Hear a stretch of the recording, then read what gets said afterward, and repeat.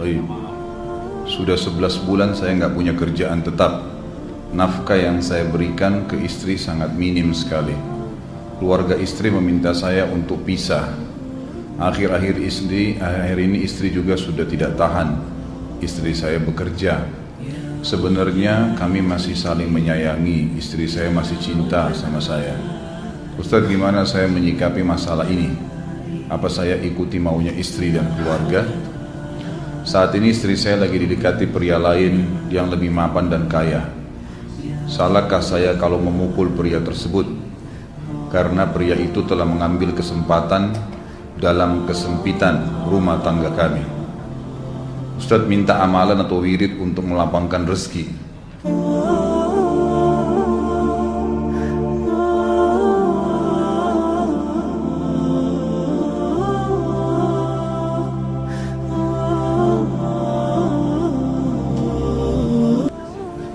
Ini ada hubungannya sama tema nggak ini? Hah? Jawab atau enggak? Kasihan. Ya udahlah, kena malam terakhir ya.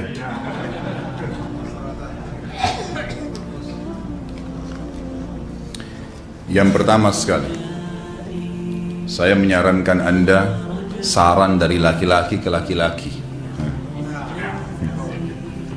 Prinsiplah dan jangan merendahkan diri di hadapan wanita. Maksudnya begini, pada saat seorang wanita yang menjadi istri Anda membutuhkan Anda, tunjukkan kebutuhan kita 1000 kali daripada dia. Dia sayang, dia perhatikan, dia siap berkorban. Kita harus 1000 kali lebih hebat daripada itu. Laki-laki memang penaung. Tapi kapan dibalik? Kalau saya pribadi, kapan dia tidak butuhkan menunjukkan kebutuhan, saya 1000 kali tidak butuh sama dia.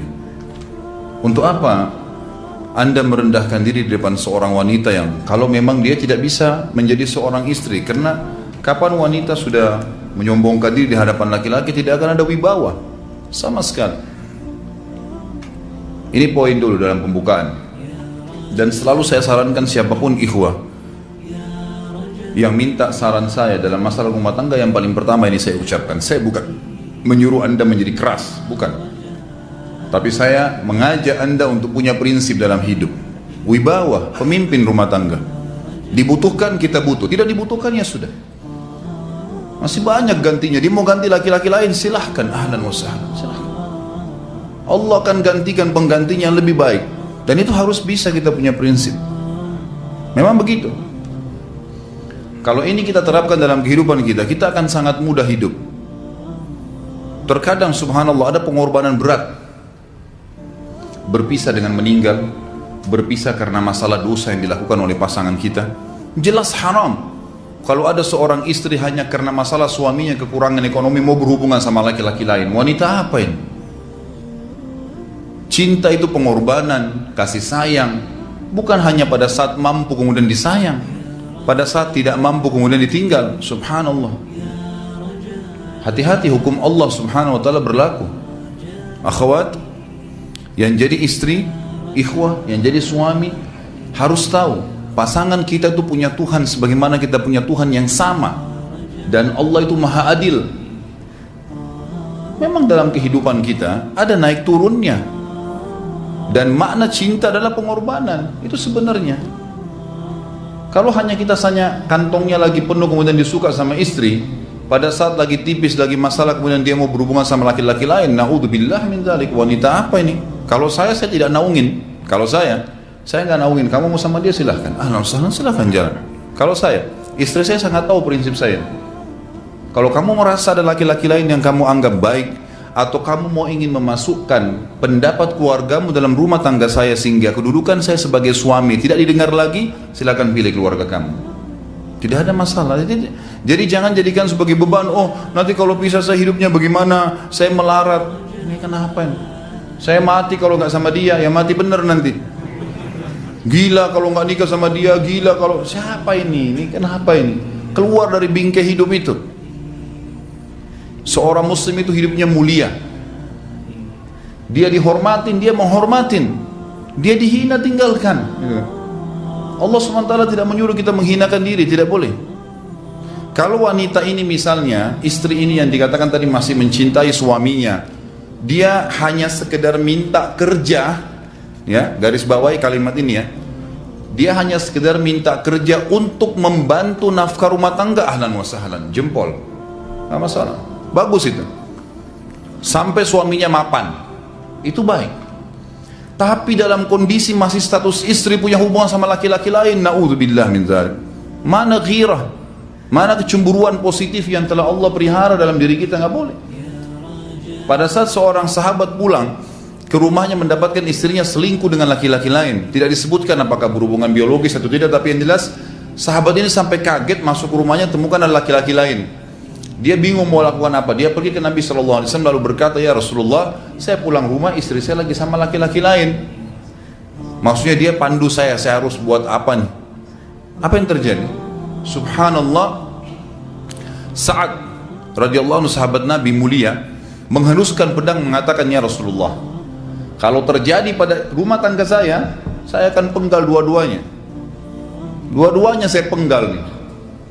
Tapi di sini ulama bilang saat ingin menghukum kalau terjadi pada keluarganya dengan penggal ini, bukan maksudnya dia menghukum secara individu, maksudnya saya ingin terapkan hukumnya Allah, dirajam, dibunuh karena mereka sudah menikah dan berzina. Hukum Allah terapkan, kemuliaan agama harus ada. Harus begitu. Seorang istri yang mau tinggal di bawah naungan kita sementara kita sudah berkorban di bawah terik matahari, sudah bekerja, sudah memilih dia dari sekian banyak wanita, kemudian dia mau berkorban, hormatin dia, junjung dia, lindungin dia, rangkul dia, gitu kan, bela dia, memang harus begitu. Tapi kalau masih dalam naungan, kemudian sedikit himpit masalah ekonomi lalu berhubungan sama laki-laki lain, naudzubillah, jangan dipertahankan, berbahaya sekali, gitu kan.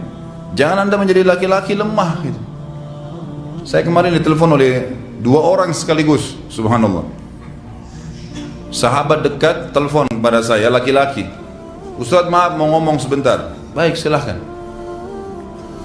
Ustaz, saya ini istri saya pulang ke rumah ke kampung ayahnya ibunya karena alasan mengurus ayah dan ibunya. Akhirnya saya sama anak-anak ditinggal di sini sendiri.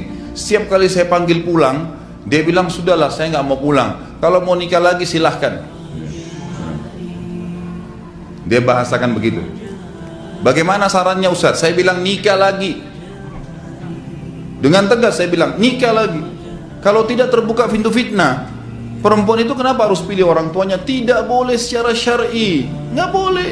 Sudah menerima akad nikahnya seorang laki-laki, laki-laki itu yang dinomorsatukan di atas ayahnya, nggak ada alasan. Kalau suami izinkan boleh urus orang tua, kalau nggak diizinkan tidak boleh, nggak boleh. Bagaimana dia tinggalkan suaminya sama anaknya? Kaget itu saya katakan begitu. Iya, bahkan sekarang hukum poligami sudah wajib bagi Anda, nggak boleh.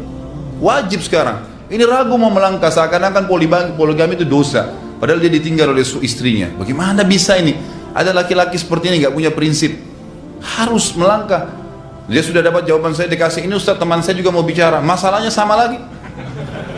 Ustaz istri saya tinggalkan saya, Ustaz kayak mau menangis. Sebentar, jangan pakai nangis laki-laki. Apa ini cengeng? Ditinggal wanita nangis, subhanallah. Orang nangis itu ditinggal meninggal Rasulullah SAW, ketinggalan sholat subuh berjamaah, itu nangis. Nggak jadi jihad, nah itu nangis. Ditinggal perempuan nangis, la ilaha illallah. Allah ciptakan perempuan lebih banyak daripada laki-laki. Ini bukan menurunkan martabat perempuannya. Artinya harus seorang pemimpin itu punya wibawa. Nggak bisa, kalau nggak akan dianggap remeh nanti.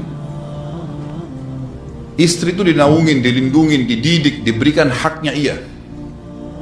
Berikan berlipat-lipat penghormatan sebagaimana dia berikan satu penghormatan, nggak apa-apa. Tapi jangan sampai menginjak martabat seorang pemimpin, tidak boleh. Akhirnya saya sampai bilang sama dia, akhi, ambil keputusan. Kamu mau balik sama saya berumah tangga di sini, atau kamu pilih rumah orang tua kamu? Oh, saya pilih orang tua saya, baik, saya ceraikan kamu sekarang. Assalamualaikum, tutup telepon, selesai. Jangan lama-lama. Cengeng sekali. Udah sujud sama Allah, saya masih berat cintanya Allah. Ia minta kepada Allah subhanahu wa ta'ala, minta gampang dihilangkan dari hati. Sebagaimana dia datang dia bisa keluar, gampang itu. Subhanallah ya, jangan terlalu mencintai dunia berlebihan. Kalau saran saya, kalau istri anda ini tanya baik-baik, kalau kamu bekerja hanya karena mau bantu nafkah rumah tangga sekarang, ahlan wa sahlan, silahkan. Selama pekerjaan halal, antar dia ke tempat kerjanya, muliakan dia, jaga, jemput pada saat pulang, anda pembelahnya, begitu. Tapi kalau berhubungan sama laki-laki, ada subhanallah suami depannya dia, istrinya telepon laki-laki lain dan dia menerima itu. Mana ini? Dalam agama haram, wallah haram itu hukumnya, nggak boleh. Itu namanya dayuth dalam agama. Nabi SAW mengatakan Allah melaknat dayuth. Kata sahabat, siapa itu dayuth ya Rasulullah? Laki-laki yang tidak punya cemburu terhadap pelanggaran agama yang terjadi pada istrinya. Gimana caranya? Nggak boleh dalam agama Islam, gitu kan? Makanya biasakan hati kita terisi dengan cinta kepada Allah SWT dan bukan cinta kepada manusia. Mencintai istri karena Allah yang perintahkan, mencintai suami karena Allah yang perintahkan. Jadi semua karena Allah. Tidak ada kata-kata hilang, tidak ada rugi kalau kita meninggalkannya. Jadi ini hal mendasar yang saya tahu, Allahu alam. Jadi sampaikan seperti itu. Kalau wirid apa, saran saya adalah memperbanyak istighfar kepada Allah SWT. Gunakan momen musibah itu sebagai kesempatan untuk mendekatkan diri dengan Allah Subhanahu wa taala. Begitu.